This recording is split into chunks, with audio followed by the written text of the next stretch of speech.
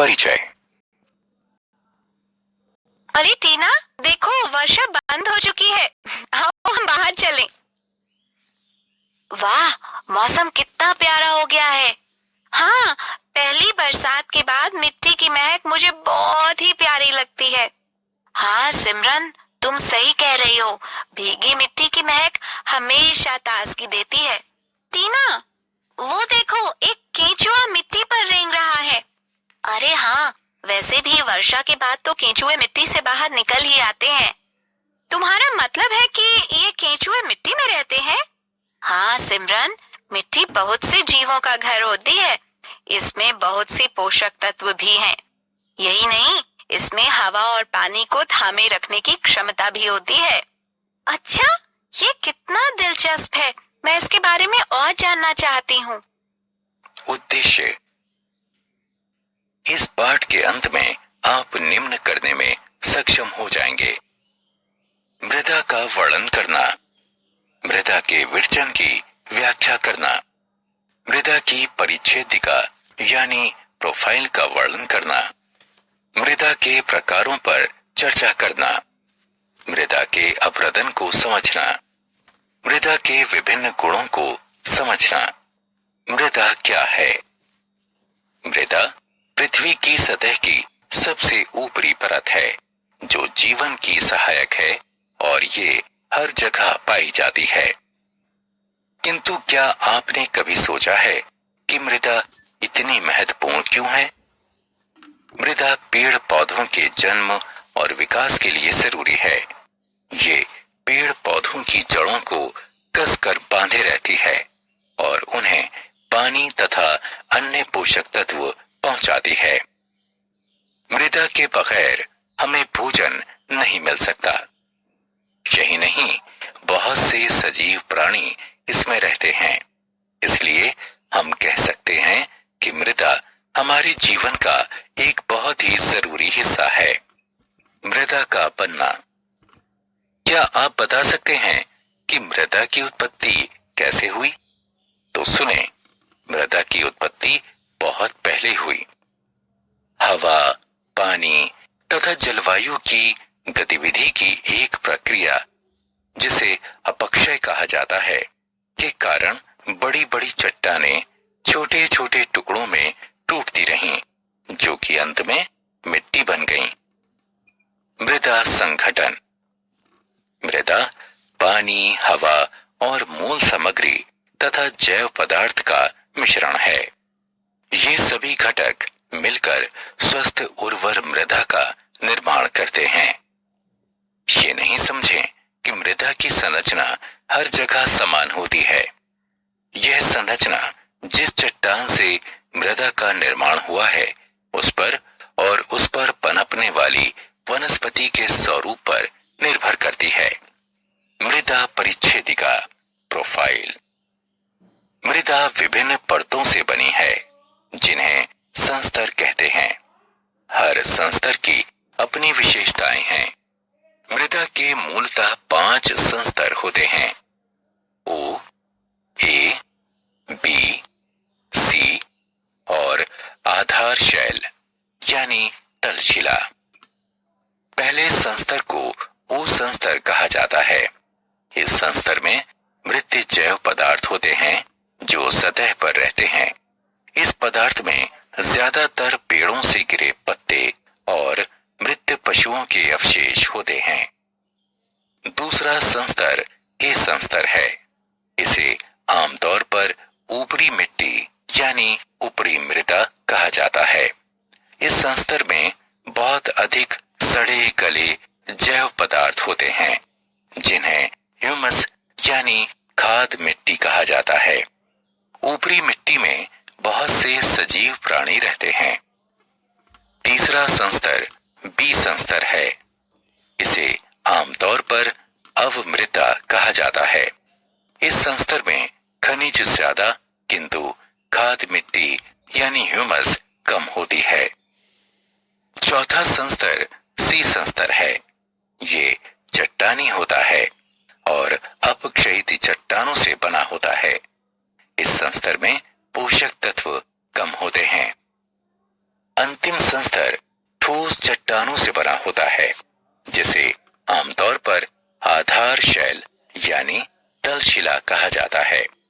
मृदा के प्रकार।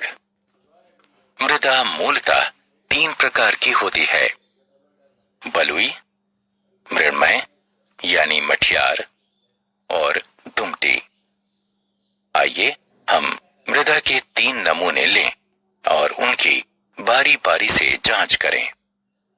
हम देख सकते हैं पहले नमूने में बृहद कणों की मात्रा ज्यादा है। ये बलुई मिट्टी है। इसमें पानी को थामे रखने की क्षमता कम है, इसलिए इस पर बहुत ही कम पेड़ पौधे पनपते हैं। आइए दूसरे नमूने को गहराई से देखें। इसमें सूक्ष्म कणों की मात्रा अपेक्षाकृत अधिक है। ये मृण्मय चिकनी मिट्टी है। ये बहुत चिपचिपी है और इसके कणों के बीच हवा को थामे रखने की जगह नहीं है, इसलिए मृण्मय मिट्टी में पेड़ पौधों का विकास समुचित ढंग से नहीं होता। अब तीसरे नमूने का अवलोकन करें। इसमें बृहद और सूक्ष्म कणों की मात्रा समान होती है। ये दुमटी मिट्टी है। सभी 3 मृदाओं में दुमटी मिट्टी में खाद मिट्टी यानी ह्यूमस ज्यादा होती है, जो इसे अति उपजाऊ बनाती है। मृदा अपरदन। क्या आप बता सकते हैं कि मृदा अपरदन क्या है? मृदा अपरदन मिट्टी के ऊपरी संस्तर के क्षरण की प्रक्रिया है। किंतु मृदा अपरदन का कारण क्या है? यह मूलतः वायु, जल और बर्फ के क्रियाकलाप के कारण होता है। ये मृदा अपरदन के कारक हैं। प्राकृतिक कारकों के अतिरिक्त पेड़ों को काटने जैसे मानवीय क्रियाकलाप के कारण भी मृदा अपरदन होता है। लेकिन कैसे? पेड़ पौधों की जड़ें मिट्टी को बांधे रखती हैं और धुलकर बह जाने से इसका बचाव करती हैं। इसलिए यदि पेड़ ना हो तो बाढ़ें आएंगी जो मिट्टी के पोषक तत्वों को बहा ले जाएंगी और मिट्टी धीरे धीरे बंजर हो जाएगी, जिस पर वनस्पति उगाई नहीं जा सकती। इसलिए मृदा अपरदन को रोकने के लिए अधिक से अधिक पेड़ उगाए जाने चाहिए। मृदा के गुण। मिट्टी में जल को सोखने की क्षमता होती है। इसे मिट्टी द्वारा जल का अंतःस्रवण कहते हैं। क्या हम मृदा के विभिन्न प्रकारों में अंतःस्रवण की दर को माप सकते हैं? जी हाँ, निम्नलिखित सूत्र का उपयोग करते हुए अंतःस्रवण की दर की गणना आसानी से की जा सकती है। मिट्टी के किसी खास नमूने के लिए मान लें कि यह 10 मिनट में 100 मिलीलीटर जल का अंतःस्रवण करती है, तो अंतःस्रवण की दर 10 मिलीलीटर प्रति मिनट होगी। अलग अलग मिट्टी की अंतःस्रवण की दर अलग अलग होती है। बलुई मिट्टी जल का अंतःस्रवण चिकनी मिट्टी से ज्यादा कर सकती है। मृदा एवं फसलें। मृदा परिच्छेदिका पर हवा, वर्षा, तापमान, प्रकाश और आर्द्रता का प्रभाव पड़ता है। ये कारक किसी क्षेत्र की वनस्पति के स्वरूप का निर्धारण करते हैं। भारत एक विशाल देश है। यहाँ विभिन्न प्रकार की मृदाएं पाई जाती हैं। आइए इन मृदाओं पर उगने वाली वनस्पति के स्वरूप का अध्ययन करें। मृण्मय मिट्टी और दुमटी मृदा में पानी को थामे रखने की क्षमता अधिक होती है, इसलिए ये मृदाएं गेहूं, चना और धान की फसल के लिए उपयुक्त होती हैं। कपास बलुई दुमटी मिट्टी में उगाया जाता है, जो पानी को आसानी से बहा सकती है और भारी मात्रा में हवा को थामे रख सकती है। सारांश। आइए हमने जो कुछ सीखा है उसे संक्षेप में दोहराएं। मृदा 4 मुख्य घटकों का मिश्रण है: जल, वायु, मूल सामग्री और जैव पदार्थ। मृदा विभिन्न परतों से बनी होती है जिन्हें संस्तर कहा जाता है। ये हैं ओ, ए, बी, सी और आधार शैल यानी तल शैल। ऊपरी मिट्टी मृदा की सर्वाधिक उपजाऊ संस्तर यानी परत है। मृदा विभिन्न प्रकार की होती है, बलुई, मृणमय और दुमटी।